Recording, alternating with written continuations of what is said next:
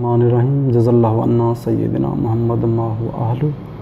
Today our lecture is tax treatment. Income tax का topic है M.Com में और बी.कॉम के स्टूडेंट्स के लिए। एम.कॉम सेकंड के स्टूडेंट के लिए, बी.कॉम भी सेकंड के स्टूडेंट के लिए बहुत इंपॉर्टेंट टॉपिक है। कल जो हमने फॉर्मेट पढ़ा था इनकम टैक्स का, भाई इनकम टैक्स में टैक्सेबल इनकम कैसे निकलती है, ग्रॉस टैक्स कैसे निकलता है, नेट टैक्स कैसे निकलता है, उसमें ये सारी टैक्सेबल इनकम यूज़ होती है। एग्जेम्प्टेड इनकम आए तो उनको फिर ऐड नहीं करते, कोई कंपैरिजन वाली आती हैं तो उनको भी आपने ऐड और लेस करना है। तो इसको आप ज़रा देखते चले जाएं। मैंने पूरा कुछ बायोडाटा लिखने की कोशिश की है, कुछ आइटम हैं, इंशाल्लाह मज़ीद भी होते जाएंगे। इनकम टैक्स मुअज़्ज़म मुग़ल साहब की बुक है, पाकिस्तान में जो पढ़ाई जाती है। जो एडिशन हम पढ़ रहे हैं वो 2019 एंड 20 है। 30 जून 2020 को साल क्लोज़ हो जाता है। हर साल 30 जून को साल क्लोज़ होता है। इसके कुछ आइटम वाइज मैंने आइटम लिखे हैं, नंबरिंग की है, और यहाँ पर मैंने लिखे हैं जो आइटम टैक्सेबल हैं उनको टैक्सेबल के अंदर मैंने क्लिक किया हुआ है, जो एग्जेम्प्ट है उनको एग्जेम्प्ट के अंदर मैंने टिक किया हुआ है, जो कंपैरिजन वाली अमाउंट है उसको कंपैरिजन के अंदर मैंने लिखा है। तो वन बाई वन आप ज़रा इसको देखते चले जाएँ। पहले अकामोडेशन है, फिर कन्वीनियंस है, फिर मेडिकल है, जिस तरह पूरी एक होती है ट्रीटमेंट, उसी को हमने ज़रा शॉर्ट करके लिखा हुआ है। बट टैक्सेबल एग्जेम्प्ट इनकम हमने देखनी है।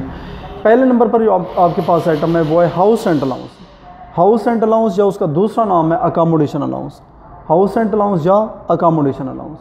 अब हाउस रेंट अलाउंस या अकामोडेशन अलाउंस ये बेसिकली कहीं पर भी आएगा टैक्स के अंदर, इनकम टैक्स के अंदर ये फुली टैक्सेबल होगा, टैक्सेबल इनकम में ऐड हो जाएगा, फुली टैक्सेबल हो जाएगा। अकामोडेशन फैसिलिटी आ जाए, अगर वो अकामोडेशन अलाउंस ना दे, अकामोडेशन अलाउंस देगा तो फुली टैक्सेबल, अकामोडेशन फैसिलिटी देगा तो उसका हमने कंपैरिजन करना है। कंपैरिजन हमने कैसे करना है? अमाउंट ऑफ रेंट, उस बिल्डिंग का जो बिल्डिंग मालिक ने मुलाजिम को दिया है, एम्प्लॉयर ने एम्प्लॉई को बिल्डिंग जो दी है, एम्प्लॉयर ने एम्प्लॉई की जो बिल्डिंग दी है, उसका जो अमाउंट ऑफ रेंट होगा, जो रेंट उसके पूरे साल की रेंट की अमाउंट होगी, उसका कंपैरिजन करेंगे 10% ऑफ एमटीएस या बेसिक सैलरी। उस बंदे की जो बेसिक सैलरी है, बेसिक सैलरी या एमटीएस, मेन हमने एमटीएस उठाना है, एमटीएस ना हो तो फिर बेसिक सैलरी का 10% लेना है, और उस बिल्डिंग की पूरे साल के रेंट के साथ उसका कंपैरिजन करना है। जो बिग अमाउंट होगी विच इज़ ग्रेटर, वो उसको टैक्सेबल इनकम में क्या कर देंगे? शामिल कर देंगे। हाउस रेंट अलाउंस आए तो फुली टैक्सेबल, अकामोडेशन फैसिलिटी या हाउस रेंट फैसिलिटी आ जाए तो उसका कंपैरिजन इस तरह करेंगे। Amount of rent 10% basic salary और MTS which is greater than is taxable. उसके बाद है convenience allowance. House rent allowance भी टैक्सेबल तो कन्वीनियंस अलाउंस भी टैक्सेबल। अच्छा, कुछ कंपनियां कन्वीनियंस अलाउंस देती हैं, कुछ कंपनियां कन्वीनियंस दे देती हैं, गाड़ी दे देती हैं, convenience provided by for personal use. अब कंपनी ने आपको गाड़ी दी, मालिक ने मुलाजिम को गाड़ी दी, या कंपनी ने मुलाजिम को गाड़ी दिया उसके ज़ाती इस्तेमाल के लिए। जब ज़ाती इस्तेमाल के लिए देगा तो जो गाड़ी की कीमत होगी, जितनी महंगी गाड़ी होगी उसका आप 10% या चाहे सस्ती हो उसका 10% लेकर टैक्सेबल इनकम में शामिल कर देंगे।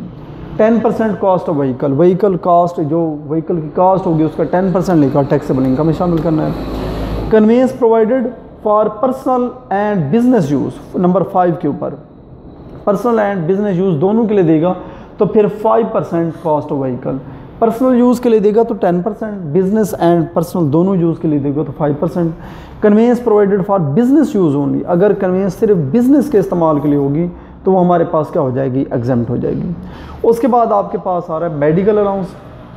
मेडिकल अलाउंस जब भी वो देगा उसकी एग्जेम्प्ट है अप टू 10% बेसिक सैलरी, यानी मेडिकल अलाउंस की जो अमाउंट होगी उसका कंपैरिजन करेंगे 10% बेसिक सैलरी का लेकर उस मेडिकल अलाउंस में से लेस कर देंगे, बाकी जो बचेगा टैक्सेबल इनकम में शामिल कर देंगे। मेडिकल फैसिलिटी एग्जेम्प्ट है, पर्सनल मेडिकल एक्सपेंडिचर भी एग्जेम्प्ट है, और उसके बाद इंटरटेनमेंट अलाउंस ये फुली टैक्सेबल है, रिफ्रेशमेंट अलाउंस ये हमारे पास टैक्सेबल अपना एग्जेम्प्ट है।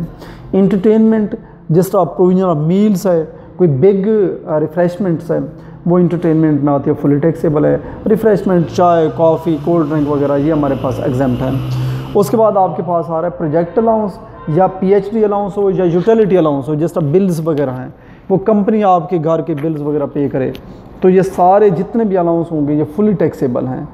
उसके बाद है वेव्ड ऑफ मनी, अगर आपने कंपनी से कोई कर्ज़ा लिया हुआ है और कंपनी ने आपको कुछ कर्ज़े की अमाउंट माफ़ कर दिया तो इसको कहते हैं वेव्ड ऑफ मनी, ये भी फुली टैक्सेबल हो जाएगी। उसके बाद है salary of employee servant paid by company. अब आप मुलाजिम है किसी कंपनी का, उसके जो मुलाजिम के मुलाजिम हैं, जिस तरह गेट कीपर है, उसके घर का गेट कीपर है, उसका कुक है, उसका माली है, जितने भी हैं, गार्डनर्स है, ये जो जितने भी हैं, उनकी तनख्वाह अगर कंपनी पे कर रही है तो टैक्सेबल बन जाएगी।